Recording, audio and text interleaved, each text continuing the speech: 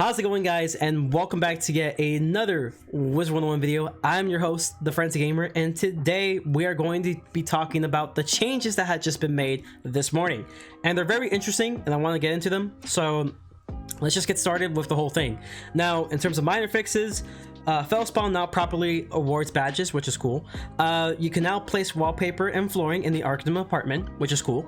You have a fix for Monstrology in terms of monster retention, which I don't know what that is since I don't necessarily do much Monstrology, so I won't comment on it.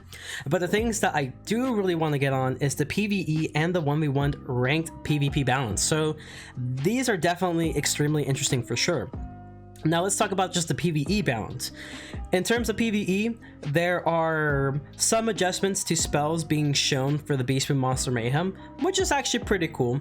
I believe it's like those spells that you get outside of during the boss phase with the mobs, and I believe it's like at the bottom right or so. It's really cool looking, doesn't necessarily do that much for the event, and I will be talking to this event soon in a future video, so stay tuned for that. But that's there. You have a reduced pip cost of Balance of Power, which before then was considered Power Nova, and it went from 4 pips to 2 pips along with a 25% balanced damage global, which is definitely extremely good for both PvE and PvP in my opinion. And it seems that it's only for the learn spell. There's also a reduced detonate cost. It goes from 4 pips to 1 pip, and that's definitely a very interesting one. We'll get onto that a little bit later. And there's also the critical healing from PvE that was once nerfed.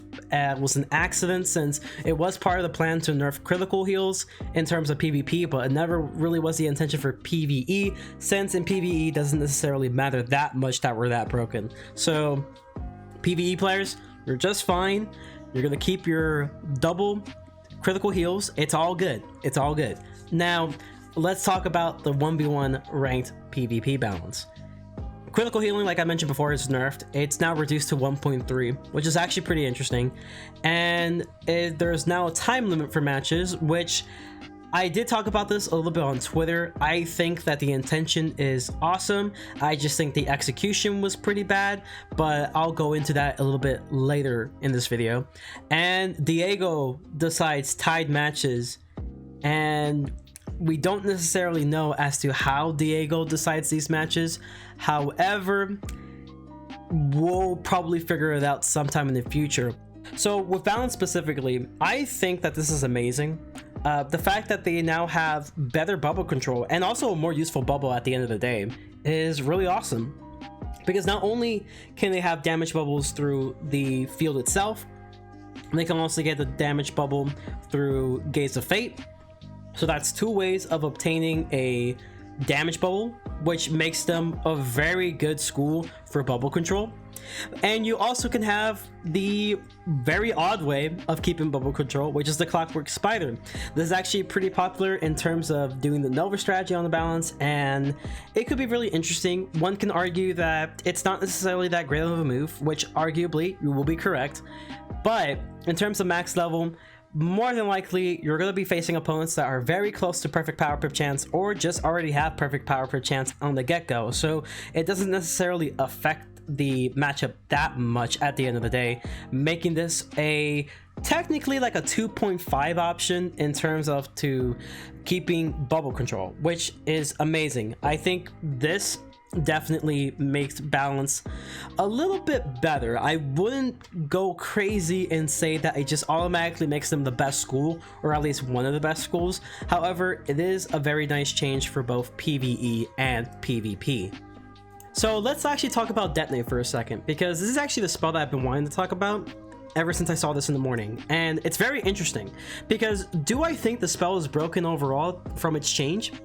Yeah, you can say that. Do I think it's like a Myth Scion level of broken?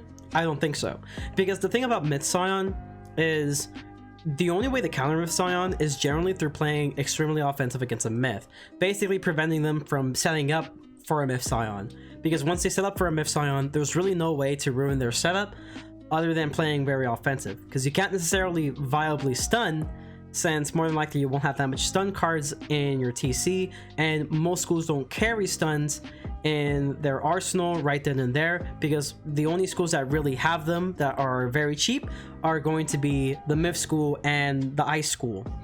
Now, in terms of shielding against a Scion, it doesn't necessarily matter when Strike is involved, and Myth also has spells like Shatter that will allow an opening for a Scion. So Myth Scion is at the verge of being pretty much an uncounterable spell. So what about Detonate? Well, the thing you don't have to worry about lower level PvP is that Detonate isn't access for lower levels unless you're level 72. I think it's like 72 or 73. You basically have to be a trance level, meaning that you won't see this at Legendary unless you're going against a trance. You won't see this at Magus. And in terms of higher level PvP, it really becomes extremely deadly once Nightbringer is involved. And the thing about Nightbringer is, we're going to say that you have the 4-pip version of Nightbringer. Okay, so you have the 4-pip version. That means that, you know, Detonate is going to cost 5 pips, and that's basically 1 more than its original cost, and you're going to be using spells like Burning Rampage. This is why people think that it's broken, because of Burning Rampage. And don't get me wrong, it's going to be an extremely deadly combo. However, this will require 10 pips. And the thing about Burning Rampage is that, yes, it does a really high amount of damage for its pips, but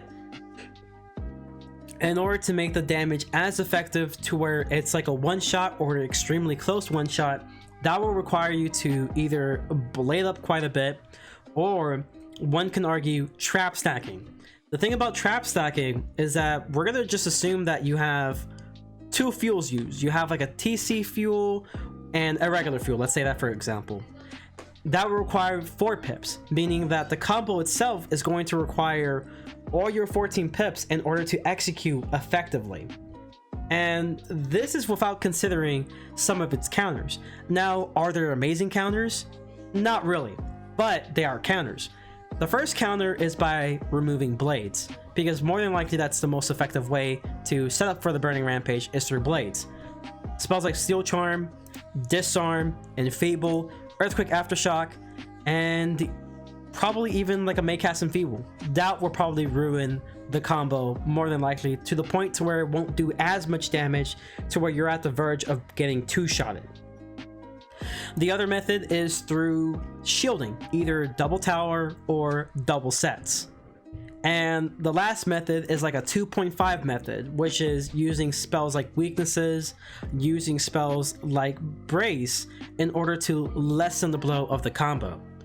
So is it possible for the spell to be extremely broken? Yes. Are there counters to it?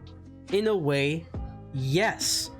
But it really becomes extremely deadly once Nightbringer is evolved. If they're using it originally, then you can always counter with a shift and a triage. But once Nightbringer is involved, your only option really is to lessen the blow as much as you can, either by removing their blade potential or just using spells like weaknesses and brace in order to limit the amount of damage it can do overall.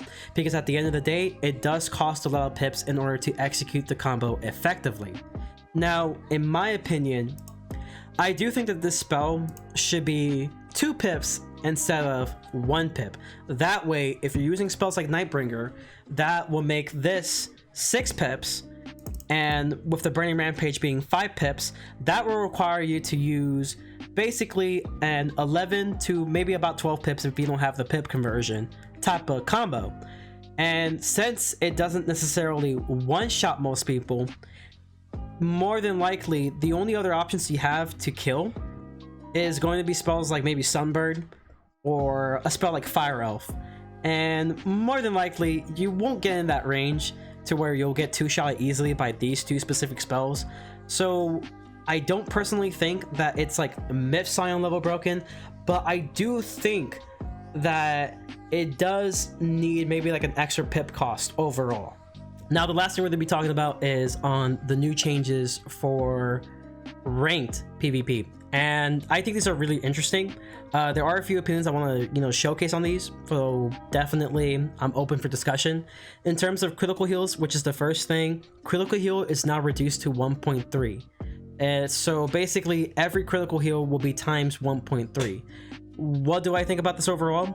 I think that a need in a nerf in critical healing is definitely needed, especially for lower level PvP, where you'll have many instances, like for example at Legendary, where you can get towards very close to your max health with just one Sather, or completely way over your max health with one Sather, which is insane.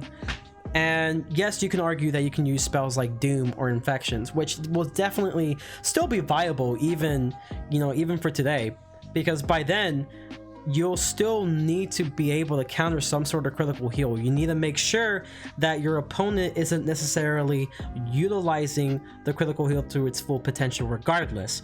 But at the same time, I do think that the nerf is a little bit too much. I feel like personally it should have been maybe like 1.5 to like 1.75. That way it is a nerf, but at the same time it's not as much of a gutted nerf for critical heals. And the only reason why I'm saying this for right now is only because of the fact of Jades. And life doesn't necessarily have as much viable options as many people think they do in terms of offensive options. Most of their strategies really revolve around healing, and most of their spells have to revolve at some shape or form around healing, which is kind of insane. You know, maybe somehow, some way, life needs a little bit of rework, but that's just my personal opinion in terms of PvP. But overall, I think critical healing nerf needed. Maybe improve it a little bit and probably put it back down to 1.3 once life has a little bit more viable offensive options. But that's just my personal opinion. Now for time matches are now 30 minutes. And before then, I believe I saw that it was 20 minutes. Now I think they changed it to 30 minutes, or maybe it was just 30 minutes in the start. But that's besides the point. A time match is now 30 minutes, and after 30 minutes, Diego will decide ties. Now, the only problem I have with this is Diego, because most of the time when it's tie matches, no matter what, it's more than likely going to be a very controversial decision. And personally, I thought that it would have been better if there were time matches, you can have it to where maybe both players lose half of their rank, both players lose a full 16, or you can have it where both players lose nothing. That way it punishes jading. In terms of this implementation, does it punish jading? We don't know. Why? Because of the fact that this time around, Diego could still possibly choose a Jade as a winner no matter what. There's been cases as of recent showcasing how with these time matches, for some reason, Diego happens to choose a Jade over someone who probably has the most momentum in terms of blades, in terms of pips, and the fact that they're in strike. It's kind of insane as to how Diego chooses these things. And as of right now, according to Ratbeard, Diego actually works a lot differently compared to tournaments. So the mindset of how tournament Diego works won't apply to ranked Diego. And that's just something that we'll have to find out for ourselves as to how we can possibly win if somehow there's some sort of tie, in case we're going against very tanky strategies. Now, do I like the fact that there's a time limit? Yes. Do I think it should be a little bit longer? Yes. How long should it be? In my opinion, maybe 45 minutes to an hour. But this is really just so people can have the mindset that, hey, I want to learn how to beat a Jade. Now that I know that matches won't take forever or days, I can now, you know, keep my mind with the idea that I can set up to kill a Jade and one-shot them and learn how to one-shot them and not worry about being there for longer than maybe a couple hours. So it's a great idea. I think that maybe the ranked matches should be a little bit more. In terms of other schools that are very defensive, like Life, Ice, and Balance, maybe not Balance anymore, but specifically Life and Ice, I feel like they might struggle a lot within this age, mainly just because of how they're not necessarily considered to be the most offensive of the schools. They're very more oriented in defense. Now for Ice, you still have Abominable Weaver and everything, but once you go against a Jade, it's very important that you set up for a hit and one shot. And Life, along with Ice, will struggle with that the most out of everyone else. Balance is like a very tricky area. They just got themselves a new damage global, which is awesome, but even then there still might be some issues. the other issue is also many other different PvP modes that are not max level. While max level in legendary PvP is very offensive based, there are other modes of PvP where it's a little bit more towards the defensive stage, and this is more along the lines of arguably maybe Magus PvP, which could be considered to be offensive defensive. It really just depends on who you go against, but definitely Grandmaster PvP and definitely Archmage PvP are probably one of the most very defensive oriented PvPs. So maybe 30 minutes just isn't enough, and there might be a need for a little bit more time for the 1v1 matches. But overall, I do think that these changes are very interesting. And that's going to be the end for today's video. I hope you guys did enjoy this rant for the most part about the changes within this update. Pretty much, I think that overall these updates are very interesting and they could definitely be on the step of the right direction. And it could be an unpopular opinion, but at the same time, I also do think that the devs are still trying their best to make sure that PvP is as great as it can be. Do I think they should have probably done most of these changes at Test Realm? Definitely. But at the same time, I'm glad that they're at least considering changes for PvP, and we'll just need to give them feedback as much as we can. But as always, make sure to leave a like, subscribe if you haven't, and always remember to stay frenzy. Peace!